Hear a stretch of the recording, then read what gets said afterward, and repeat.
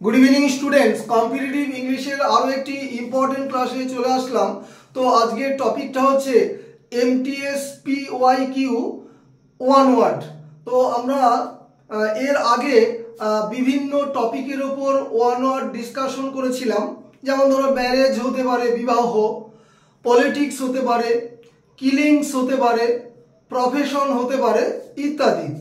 तो যাই হোক, तो आज के आमी एमटीएस एर पीओआईकिউ सम्भवत 2021 सालेर एगुलो वन वार्ड, तो सेगुलो निये डिसकाशन करछि।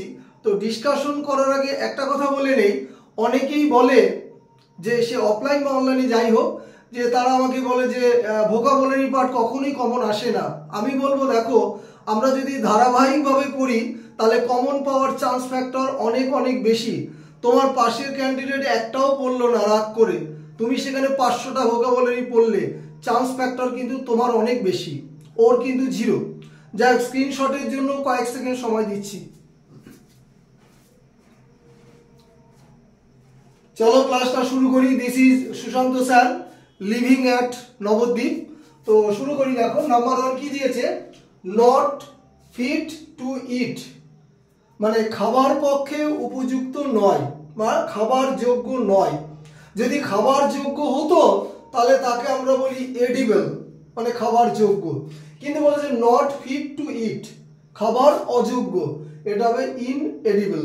ঠিক আছে, এখান থেকে আরেকটা জিনিস শিখলাম যে এডিবলের সাথে প্রিফিক্স হয় ইন, আইএন। ঠিক আছে, next, a person who makes maps, একজন ব্যক্তি যিনি ম্যাপস তৈরি করেন, মানচিত্র, কি বলে তাকে, কার্টোগ্রাফার। তো এমসিকিউ আকারে যতই এক্সামে আসুক না কেন আমরা অনলাইনের এইভাবেও কিন্তু করতে পারি। হ্যাঁ, মাঝে মাঝে অবশ্যই আমি দেই যখন মক টেস্ট দেই।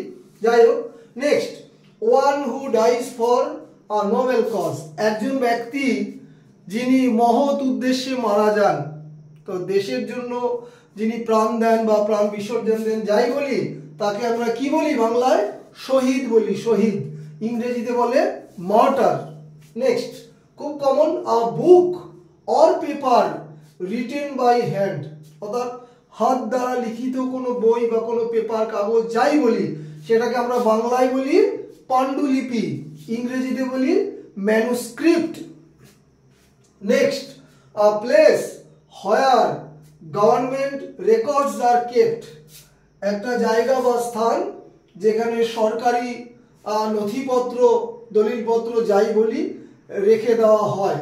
মোবাইলে আছে, এটা জানো সবাই, আর্কাইভ বলে উচ্চারণটা, আর্চিভ নয়, আর্কাইভ। ঠিক আছে, অনেকে আর্চিভ বলতে পারে। যাই হোক, নেক্সট, ওয়ান হু হেটস ম্যানকাইন্ড, একজন যিনি মানব জাতিকে ঘৃণা করেন তাকে কি বলে, মিসানথ্রোপ, মানব বিদ্বেষী, মিসানথ্রোপ, মানব বিদ্বেষী। ডাইরেক্ট আনসারে চলে এসেছি। নেক্সট, ওয়ান হু কালেক্টস স্ট্যাম্পস, একজন যিনি স্ট্যাম্পস বা পোস্টাল অর্ডার, যাই বলি সেগুলো সংগ্রহ করেন। এটা একটা অনেকের হবি বলতে পারো। কি বলা হয় তাকে, ফিলাটেলিস্ট। ঠিক আছে, ফিলাটেলিস্ট, স্ট্যাম্প সংগ্রহকারী।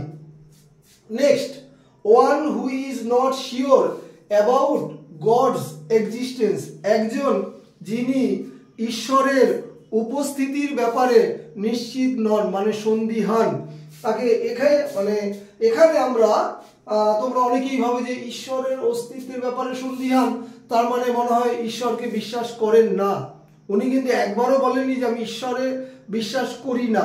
অ্যাকচুয়ালি ঈশ্বরের অস্তিত্ব আছে কি নাই এই ব্যাপারে তিনি ডাউটফুল। তাহলে একে আমরা কি বলি, অ্যাগনস্টিক, ধর্মান্ধ।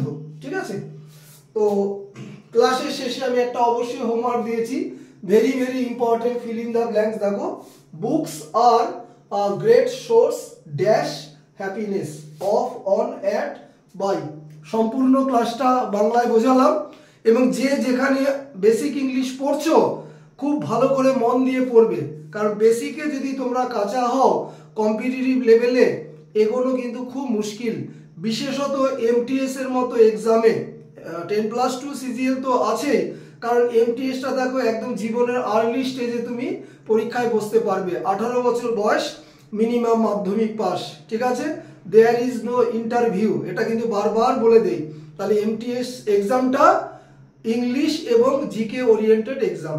এখানে ম্যাথমেটিক্স এবং জিআই বা রিজনিং এটা কোয়ালিফাই মার্কস। আমি যাদেরকে অনলাইন বা অফলাইনে পড়াই তাদেরকে বেশি বেশি করে ফোকাস করাই এমটিএসে, ঠিক আছে। যদি আমরা 1 বছর বা 2 বছর ভীষণ গুরুত্ব সহকারে আমরা কোচিং দিতে পারি বা তারাও যদি বাড়িতে সুন্দর করে পড়তে পারে, এই ধরনের পরীক্ষায় ক্র্যাক করা অনেক অনেক বেশি সহজ। তবে আবারও বলি, এখানে জিকে পার্টটা খুব ইম্পর্টেন্ট। দুটো পার্টই আমি নিজে পড়াই, এর আগেও বলেছি।